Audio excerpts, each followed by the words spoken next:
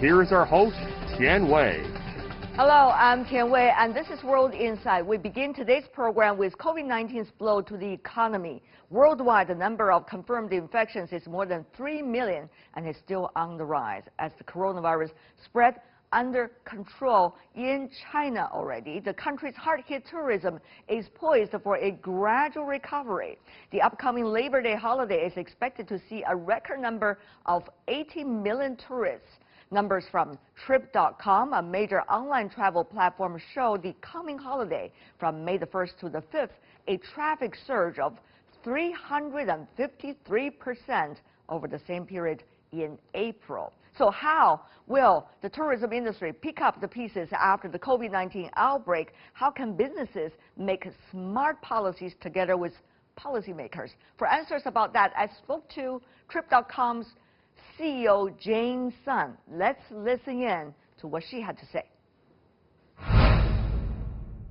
We've been constantly talking to one another over the past 100 days during the pandemic. Your business, travel, hotel, also airplanes, have been very much impacted by it. What about now with the latest news that Beijing actually is open? Yeah, travel is the worst hit industry during the pandemic. So for us, the first most important thing is taking care of our customers during the time when the country was locked down. That gradually, I think we see positive impact through different measures implemented by the government.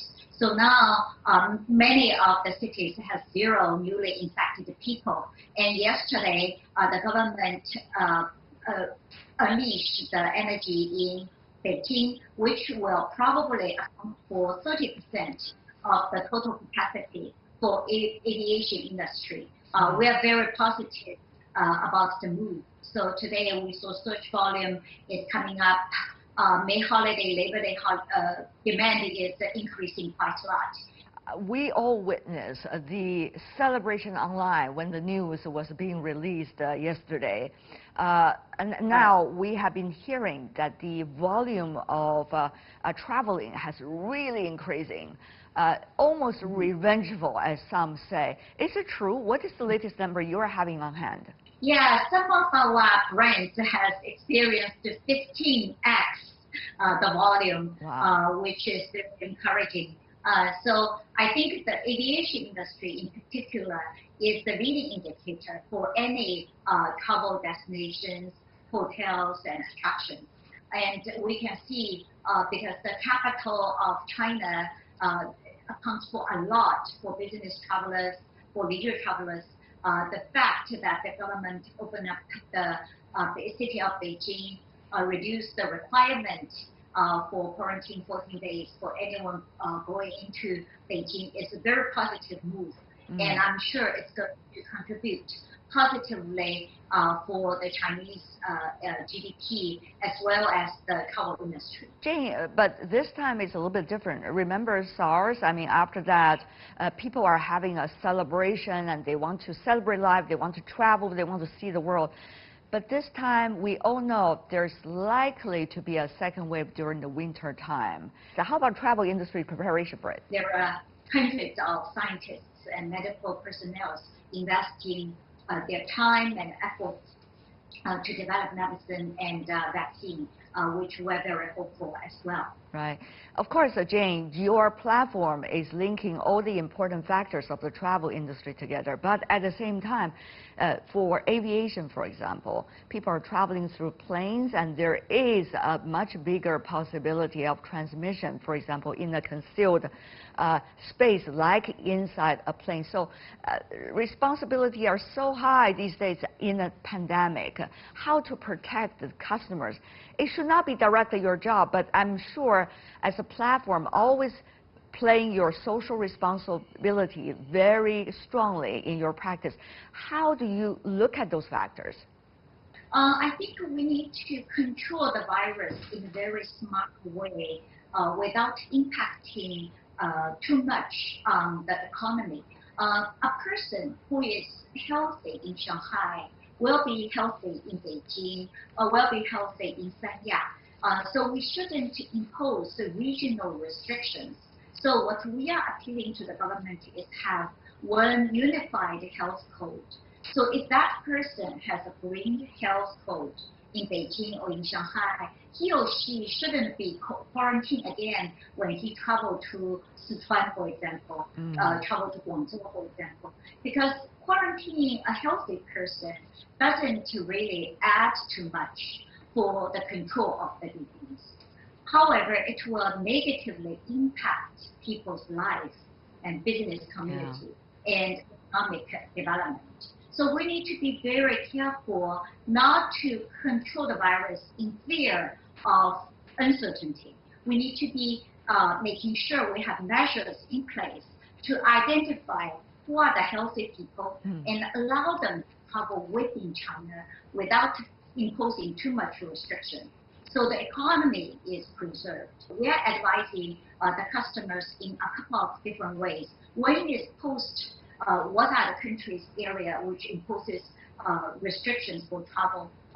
Secondly, we advise people to wear masks, to wear gloves to a certain degree, so they protect themselves, they also protect their families when they travel. Trip.com Group has been struggling together with almost all the industries in the world in the middle of this pandemic, but you are almost the messenger in a way about the economy, because you know when people's interest of traveling is up, businesses are almost back on track. So Jane, tell me more about what is the signs that you're reading right now? What we have seen is the demand is very strong. People have been locked down in their home, in their office for 2 months. Now there is a huge demand from leisure travelers. They want to go out, enjoy the spring, enjoy the summer. And also for business community, we have been doing Zoom conference for a long time. And there is a need to face-to-face and make sure we move further. So I think that the demand is very strong. And in terms of supply badly needs the business. If you go to the hotels, if you go to the airports, majority of these areas are empty. So we are linking our customers with the hotels and airlines by offering deep discount for certain hotels. Hopefully we will encourage people to travel.